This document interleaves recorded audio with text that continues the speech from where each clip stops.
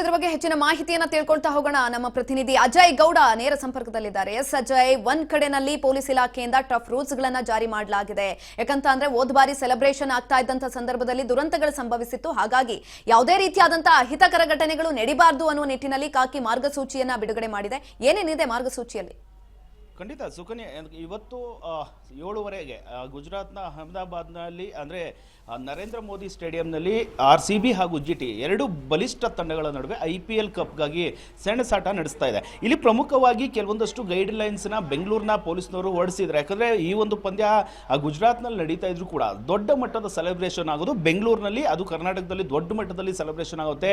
ಸಾಕಷ್ಟು ಕೋಟ್ಯಾಂತರ ಅಭಿಮಾನಿಗಳು ಕೂಡ RCB ಗೆದ್ದಂಥ ಸಂದರ್ಭದಲ್ಲಿ ಕೂಡ ಕಳೆದ ಬಾರಿ ನೋಡಿದ್ವಿ ಯಾವ ಮಟ್ಟಿಗೆ ಒಂದು ಪ್ರಮುಖ ಏರಿಯಾಗಳಾಗಿರ್ಬೋದು, ಅಂದರೆ MG ರೋಡ್ ಆಗಿರ್ಬೋದು, ಬ್ರಿಗೇಡ್ ರೋಡ್ ಆಗಿರ್ಬೋದು, ಜೊತೆಗೆ ಕೆಲವೊಂದಷ್ಟು ಪ್ರತಿಷ್ಠಿತ ಏರಿಯಾಗಳಲ್ಲಿ ಸೆಲೆಬ್ರೇಷನ್ ಮಾಡುವಂಥ ಸಂದರ್ಭದಲ್ಲಿ ಕೆಲವೊಂದಷ್ಟು ಅನಾಹುತಗಳು ಕೂಡ ನಡೆದಿತ್ತು. ಅಂದರೆ ಸೆಲೆಬ್ರೇಷನ್ ಮಾಡುವಂಥ ಸಂದರ್ಭದಲ್ಲಿ ಕೆಲವೊಂದಷ್ಟು ಅಭಿಮಾನಿಗಳು ಕುಡಿದ ಮತ್ತಿನಲ್ಲಿ ಗಲಾಟೆ ಮಾಡಿರ್ಬೋದು, ಜೊತೆಗೆ ಅಲ್ಲಿ ಯಾರಾದರೂ ವಾಹನದಲ್ಲಿ ಹೋಗುವಂಥ ಸಂದರ್ಭದಲ್ಲಿ ಅವರನ್ನು ಅಡ್ಡ ಹಾಕಿ ಅವ್ರಿಗೆ ಬಲವಂತವಾಗಿ ಡ್ಯಾನ್ಸ್ ಮಾಡುವಂಥದ್ದು, ಜೊತೆಗೆ ವಿಶ್ ಮಾಡುವಂಥ ಕೆಲಸಗಳು ಕೂಡ ಸಾಕಷ್ಟು ಆಗಿತ್ತು. ಸಾಕಷ್ಟು ದೂರುಗಳು ಕೂಡ ದಾಖಲಾಗಿತ್ತು. ಹೀಗಾಗಿ ಈ ಬಾರಿ ಅದೇ ರೀತಿಯಾದಂಥ ಘಟನೆ ಯಾವುದೇ ಕಾರಣಕ್ಕೂ ನಡೀಬಾರ್ದು ಅಂತೇಳಿ ಖುದ್ದು ನಗರ ಪೊಲೀಸ್ ಆಯುಕ್ತ ಆಗಿರುವಂಥ ಸೀಮಂತ್ ಕುಮಾರ್ ಸಿಂಗ್ ಅವರು ಕೆಲವೊಂದಷ್ಟು ಗೈಡ್ಲೈನ್ಸನ್ನು ಹೊರಡಿಸಿದ್ದಾರೆ. ಪ್ರಮುಖವಾಗಿ ಬೆಂಗಳೂರಿನ ಕೆಲವೊಂದಷ್ಟು ಏರಿಯಾಗಳನ್ನು, ಸೂಕ್ಷ್ಮ ಏರಿಯಾಗಳಾಗಿರ್ಬೋದು, ಜೊತೆಗೆ ಪ್ರತಿಷ್ಠಿತ ಏರಿಯಾಗಳಾಗಿರ್ಬೋದು, ಅಲ್ಲಿ ಬಂದೋಬಸ್ತನ್ನು ಹೆಚ್ಚಾಗಿ ಮಾಡ್ಕೋಬೇಕು. ಜೊತೆಗೆ ಅಲ್ಲಿ ಕೆಲವೊಂದಷ್ಟು ಗೈಡ್ಲೈನ್ಸನ್ನು ಹೊರಡಿಸಲಾಗಿದೆ. ಅಂದರೆ ಯಾರೂ ಕೂಡ ಬಲವಂತವಾಗಿ ಈ ಒಂದು ಸೆಲೆಬ್ರೇಷನ್ನ ಮಾಡಬಾರ್ದು, ಜೊತೆಗೆ ಸೆಲೆಬ್ರೇಷನ್ ತೀರವಾಗಿ ಅಂದರೆ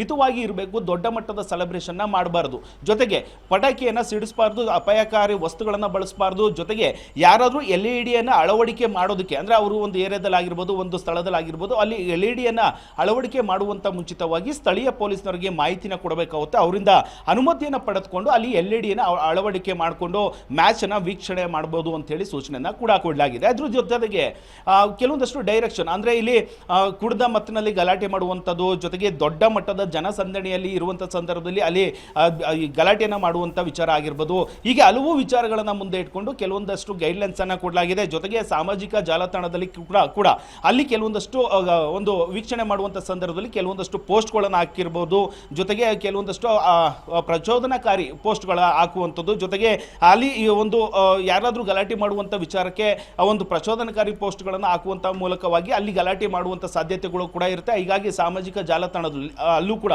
ಪೊಲೀಸರು ವೀಕ್ಷಣೆ ಮಾಡುವಂಥ ಸಾಧ್ಯತೆ ಸಾಕಷ್ಟಿದೆ. ಯಾಕಂದರೆ ಒಂದು ಪೋಸ್ಟನ್ನು ಮಾಡುವಂಥ ಸಂದರ್ಭದಲ್ಲಿ ಕೂಡ, ಯಾಕಂದರೆ ಕಳೆದ ಬಾರಿ ಒಂದು ಪೋಸ್ಟನ್ನು ವಿಚಾರವಾಗಿ ಕಾಲ್ತುಣಿತ ಪ್ರಕರಣ ಆಯಿತು, 11 ಜನರು ಕೂಡ ಸಾವನ್ನಪ್ಪಿದ್ರು. ಈ ಎಲ್ಲವನ್ನು ಕೂಡ ಗಮನಿಸ್ತಾ ಇರುವಂಥ ಪೊಲೀಸ್ನವರು ಸೋಷಿಯಲ್ ಮೀಡಿಯಾದಲ್ಲೂ ಕೂಡ ಕಣ್ಣನ್ನು ಇಟ್ಟಿರುವಂಥದ್ದು, ಜೊತೆಗೆ ಮದ್ಯಪಾನ ಮಾಡಿ ಸ್ಟಂಟ್ಸ್ ಮಾಡುವಂಥದ್ದು ಆಗಿರ್ಬೋದು, ಬೈಕ್ ರ್ಯಾಲಿ ಮಾಡುವಂಥದ್ದು ಆಗಿರ್ಬೋದು, ಕಾರನ್ನ ಸ್ಟಂಟ್ಸ್ ಮಾಡೋದು, ಕರ್ಕಶ ಆರನ್ ಮಾಡುವಂಥ ವಿಚಾರ ಆಗಿರ್ಬೋದು, ಯಾವುದನ್ನು ಕೂಡ ಮಾಡಬಾರ್ದು ಅಂತೇಳಿ ಸ್ಟ್ರಿಕ್ಟ್ ಗೈಡ್ಲೈನ್ಸನ್ನು ಈಗಾಗಲೇ ಹೊರಡಿಸಿದ್ದಾರೆ. ಅದ್ರ ಜೊತೆಗೆ ಬೆಂಗಳೂರಿನ ಕೆಲವೊಂದಷ್ಟು ಪಬ್ಗಳಾಗಿರ್ಬೋದು, ರೆಸ್ಟೋರೆಂಟ್ ಆಗಿರ್ಬೋದು, ಜೊತೆಗೆ ಬಾರ್ ಅಂಡ್ ರೆಸ್ಟೋರೆಂಟ್ ಈ ಒಂದು ಮಾಲೀಕರಿಗೂ ಕೂಡ ಸೂಚನೆಯನ್ನು ಕೂಡ ಕೊಡಲಾಗಿದೆ. ಯಾವುದೇ ರೀತಿಯಾದಂಥ ಗಲಾಟೆ ಆಗಬಾರ್ದು, ಜನಸಂದಣಿಯನ್ನು ಸೇರಿಸಬಾರ್ದು, 12 ಗಂಟೆ ನಂತರವಾಗಿ ಎಲ್ಲ ಬಾರ್ಗಳನ್ನು ಕ್ಲೋಸ್ ಅನ್ನು ಮಾಡಬೇಕು ಅಂತ ಹೇಳಿ ಸೂಚನೆಯನ್ನು ಕೂಡ ಕೊಡಲಾಗಿದೆ. ಅದೇ ರೀತಿಯಾಗಿ ಈ ಒಂದು ಸೆಲೆಬ್ರೇಷನ್ ಸಂದರ್ಭದಲ್ಲೂ ಕೂಡ ಕೆಲವೊಂದಷ್ಟು ಗಾಂಜಾ ಹಾಗೂ ಈ ಒಂದು ಡ್ರಗ್ಸ್ ಸಾಕಷ್ಟು ಸರಬರಾಜು ಆಗುವಂಥ ಸಾಧ್ಯತೆ ಕೂಡ ಇರುವಂಥದ್ದು. ಹೀಗಾಗಿ ಅದನ್ನೆಲ್ಲವನ್ನು ತಡೆಯುವಂಥ ಕೆಲಸವನ್ನು ಪೊಲೀಸ್ನವರು ಮಾಡಬೇಕಾಗುತ್ತೆ.